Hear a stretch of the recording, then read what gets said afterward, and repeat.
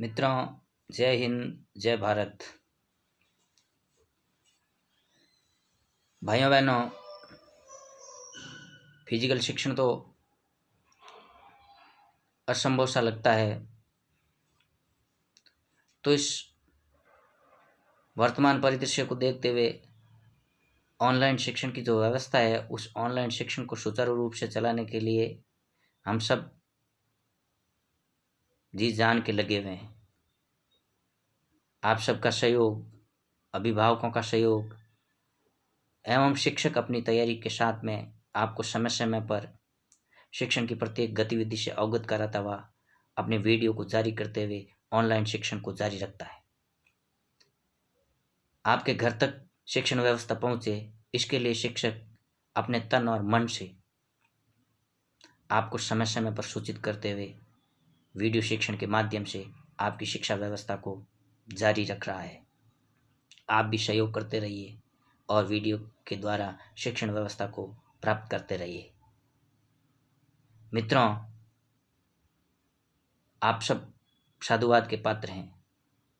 वर्तमान परिदृश्य का बस यही एक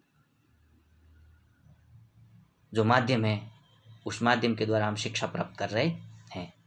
तो भाइयों, कक्षा 12वीं के लिए आज मैं शिक्षण का विषय लेकर के आया हूँ, आचार्य रामचंद्र शुक्ल, अनिवार्य हिंदी, कक्षा 12वीं, आचार्य रामचंद्र शुक्ल। आचार्य रामचंद्र शुक्ल की बात करता हूँ तो उनका जो चैप्टर दिया हुआ है भय, लेकिन भय की बात मैं अगले वीडियो में करूँगा। अभी पहला बिंदु है रामचंद्र शुक्ल का जीवन परिचय। तो रामचंद्र शुक्ल के जीवन परिचय की बात करते ही हमारे सामने उनका समय आना चाहिए, तो समय की बात करूँगा तो उनका जो जीवन आएगा, वो समय आएगा, वो आपके 1884 से 1941, 1884 से 1941। अगर यूँ आपको याद रहे कि भाई फरवरी में हुआ जन्म, तो 2 फरवरी 1884, 2 फरवरी 1884 की बात याद रखना। किसी भी कवि या लेखक को पढ़ते हैं तो उनका समय पहले से तैयार करना। चाहे किसी भी कवि लेखक को पढ़ें, भक्ति काल के पढ़ें, आदिकाल के पढ़ें, आधुनिक काल के पढ़ें, किसी भी कवि लेखक को पढ़ें तो उनका जो समय है उसके समय को तैयार करना। 1884 से 1941 की बात है, आचार्य रामचंद्र शुक्ल। तो आचार्य रामचंद्र शुक्ल की बात करता हूँ तो इनका जन्म की बात आएगी, और जन्म की बात आते ही हमें याद आएगा अगोना, बस्ती और उत्तर प्रदेश। अगोना, बस्ती और उत्तर प्रदेश। अगोना नामक गांव में जो बस्ती जिला है उत्तर प्रदेश के अंदर, वहाँ आपका जन्म हुआ था। पिता का नाम चंद्रबली शुक्ल। 9 वर्ष की अवस्था के अंदर उसकी माँ का निधन हो गया।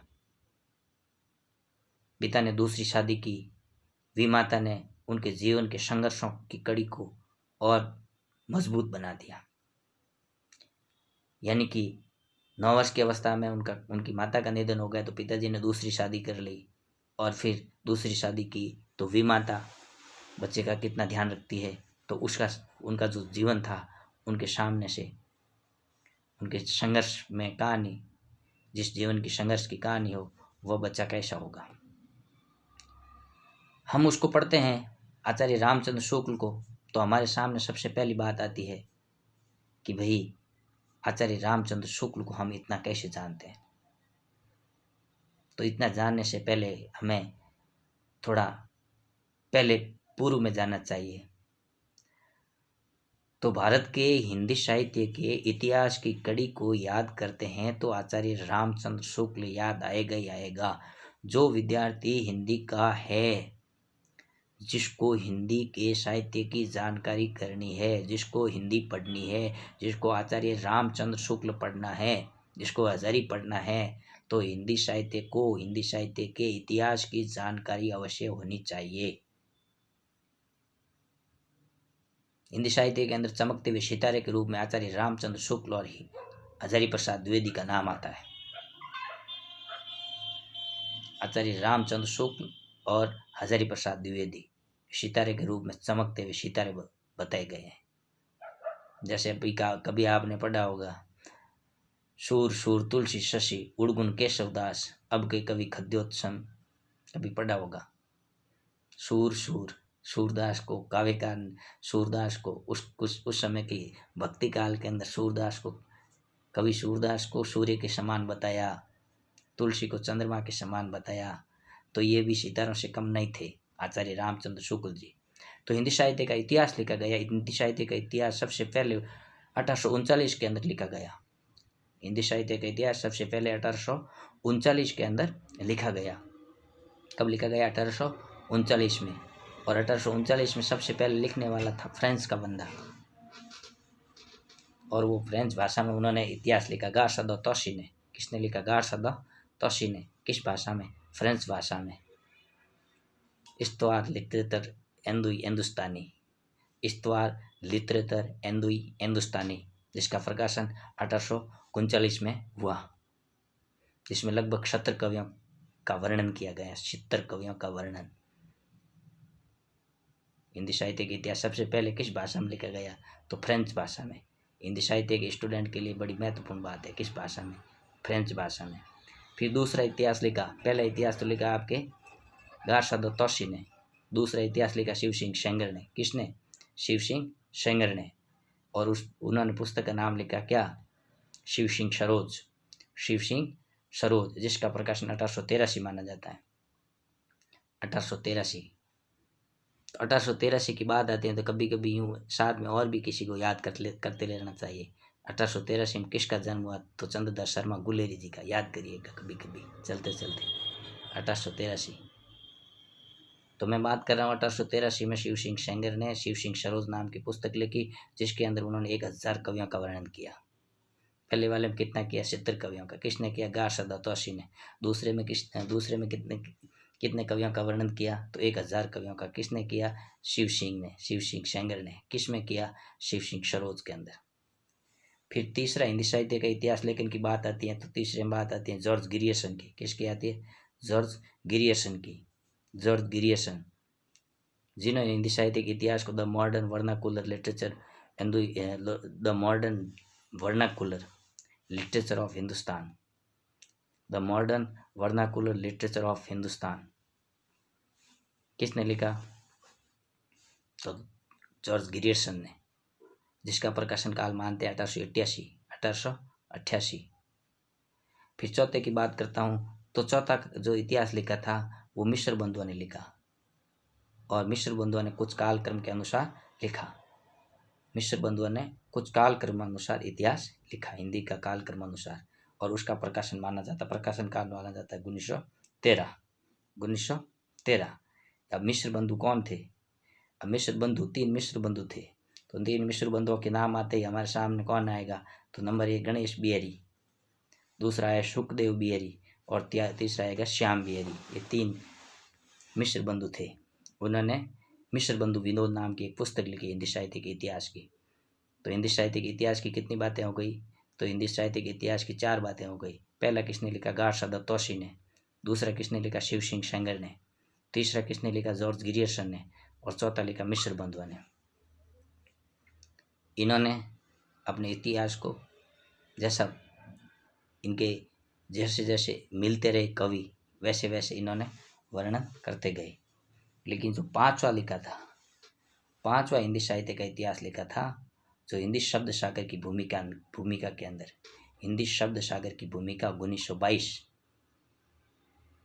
और जिसका प्रकाशन 1922 में हिंदी शब्द सागर की भूमिका के नाम से हुआ, वही 1929 के अंदर हिंदी साहित्य के इतिहास के नाम से उसका प्रकाशन हुआ। वह हिंदी साहित्य का इतिहास जो व्यवस्थित कालक्रमानुसार और प्रामाणिक इतिहास माना जाता है, वह लिखा था आचार्य रामचंद्र शुक्ल ने। इन सब का इतिहास पढ़ करके, यानी जो ऊपर के चारों जो लेखकों का इतिहास पढ़ करके आचार्य रामचंद्र शुक्ल ने जो इतिहास लिखा था, उस इतिहास को हिंदी का जो विचार है, हिंदी की जो भारत की जो कमेटी है, उस समय की कमेटियाँ थी, उस समय के जो लोग थे, आज भी लोग हैं, उन्होंने इनके इतिहास को कालक्रमानुसार एवं सर्वाधिक प्रामाणिक माना है। इसलिए ये हिंदी साहित्य में चमकते सितारे के रूप में जाने गए। फिर इन्होंने और भी कई रचनाएं लिखी, जिसके अंदर जो हिंदी साहित्य के इतिहास के अंदर, जैसे इन्होंने हिंदी साहित्य का इतिहास लिखा, तो बात करते हैं हिंदी साहित्य के इतिहास के अंदर इन्होंने हिंदी साहित्य के इतिहास को कितने भागों में बांट के लिखा, तो 4 भागों में बांट के लिखा। तो जैसे हजारी ने लिखा था कि भाई आदिकाल, भक्तिकाल, रीतिकाल और आधुनिक काल, तो ठीक इसी प्रकार इन्होंने जिस कालक्रम के अनुसार लिखा, तो फिर इन्होंने पहले काल का नाम रखा वीर गाथा काल, फिर भक्ति काल, फिर रीति काल और फिर गद्य काल। इस प्रकार करके इन्होंने हिंदी साहित्य के इतिहास को व्यवस्थित काल क्रमानुसार और प्रमाणिक रूप से लिखा। फिर बात करता हूँ कि इनका जो अनेकों और भी कई साहित्य रचनाएं थी, जिसके अंदर साहित्य की आलोचना, काव्य में रहस्यवाद, काव्य में अभिव्यंजनावाद और रस मीमांसा, इस प्रकार की पुस्तकें भी इन्होंने लिखी। इनकी रचनाएं आती है हमारे सामने हिंदी साहित्य के इतिहास की। तो हिंदी साहित्य के इतिहास मैंने आपको बताया कि भाई 1922 के अंदर शब्द सागर की भूमिका में प्रकाशित हुआ। फिर इसका हिंदी साहित्य का इतिहास 1929 के अंदर हिंदी साहित्य के इतिहास के नाम से प्रकाशित हुआ। फिर इन्होंने जो मनोविकारों से संबंधित कुछ निबंध लिखे, जो चिंतामणि भाग 1 और 2 में प्रकाशित हुए। निबंध संग्रह चिंतामणि भाग 1 और 2, जो मनोविकारों से संबंधित निबंध थे, जिस पर आपको मंगला प्रसाद पारितोषिक भी प्रदान किया गया। फिर बात करते हैं कि ये जो पत्र पत्रिकाएं चले थे, तो ये भी कोई पत्र पत्रिका का संपादन करते थे। तो कहते हैं कि आनंद कादिमिनी जो 1881 के अंदर प्रकाशित हुई थी, उस आनंद कादिमिनी का भी इन्होंने कुछ लेखन किया कुछ समय तक। वैसे आनंद कादिमिनी उससे पहले इनका प्रकाशन लेखन कार्य किया था। तो आपको याद होगा बद्रीनारायण चौधरी प्रेमगन भारतेंदु युग कवि थे, तो इससे पहले वो चलाते थे। लेकिन उसके पश्चात इन्होंने कुछ समय आनंद कादिमिनी में भी लेखन कार्य किया। उसके पश्चात इन्होंने अपनी खुद की एक पत्रिका का संपादन किया, जो नागरी प्रचारिणी पत्रिका के नाम से जानी जाती है। नागरी प्रचारिणी पत्रिका, उसका भी इन्होंने लेखन कार्य किया। जबकि नागरी प्रचारिणी पत्रिका जो कुछ समय पहले, जो इनसे पहले जब ये आपके काशी हिंदू यूनिवर्सिटी के अंदर जब ये प्राध्यापक थे, तो इनसे पहले जो प्राध्यापक थे काशी हिंदू यूनिवर्सिटी के, जो विभागाध्यक्ष, हिंदी के विभागाध्यक्ष श्याम सुंदर दास, तो श्याम सुंदर दास भी इस पत्रिका को कुछ समय के लिए चलाते रहे। उसके पश्चात जब वहाँ से रिटायर हो गए काशी हिंदू यूनिवर्सिटी से, तो ये प्राध्यापक बन गए और फिर इनका नागरी प्रचारिणी पत्रिका का संपादन का कार्य भी आचार्य रामचंद्र शुक्ल करते थे। फिर इनका जो शिक्षण कार्य, यानी कि आप काशी हिंदू यूनिवर्सिटी के अंदर प्रोफेसर थे, प्राध्यापक, उस समय प्राध्यापक की भूमिका में थे, तो विश्वविद्यालय के अंदर आप हिंदी के विभागाध्यक्ष भी रहे। और हिंदी के विभागाध्यक्ष रहते हुए फिर आप 1941 में आपका निधन हो गया। 1941, हाँ, यानी कि 1884 में तो आपका जन्म हुआ और 1941 के अंदर आपका निधन हो गया। यानी मैंने आपको बताया था कि भाई इनका जो जन्म है, जन्म 2 फरवरी को नहीं, जन्म हुआ था 4 अक्टूबर 1884 को। 4 अक्टूबर 1884 को इनका जन्म हुआ था और 2 फरवरी 1941 को आपका निधन हो गया। इस प्रकार करके इनकी साहित्य रचनाएं हमारे सामने आती हैं। फिर इन्होंने और भी कई रचनाएं लिखी, जिसके अंदर आपके तुलसी साहित्य है, जायसी साहित्य है, जायसी ग्रंथावली है, इस प्रकार का भी आपने लेखन किया। इस पर कुल मिलाकर के कहने का भाव यह है कि हिंदी के एक सितारे के रूप में आपकी पहचान मानी जाती है, यानी आचार्य रामचंद्र शुक्ल। आचार्य रामचंद्र शुक्ल की बात आते ही हिंदी साहित्य का इतिहास, हिंदी साहित्य का इतिहास और हिंदी साहित्य के इतिहास में आप एक प्रकाशमान सितारे के रूप में जाने जाते हैं। इनके पश्चात अगर हिंदी साहित्य का इतिहास लिखा तो फिर हमारा नाम आता हमारे सामने आचार्य हजारी प्रसाद द्विवेदी। तो उसके ऊपर भी हम कभी चिंतन करेंगे। भाइयों बहनों, वीडियो को ध्यान से सुनना और सुन करके हृदयंगम करना, और फिर हृदयंगम करते हुए अगले वीडियो के अंदर मैं इनका जो चैप्टर है भय, उसको लेकर के आऊँगा। जय हिंद, जय भारत।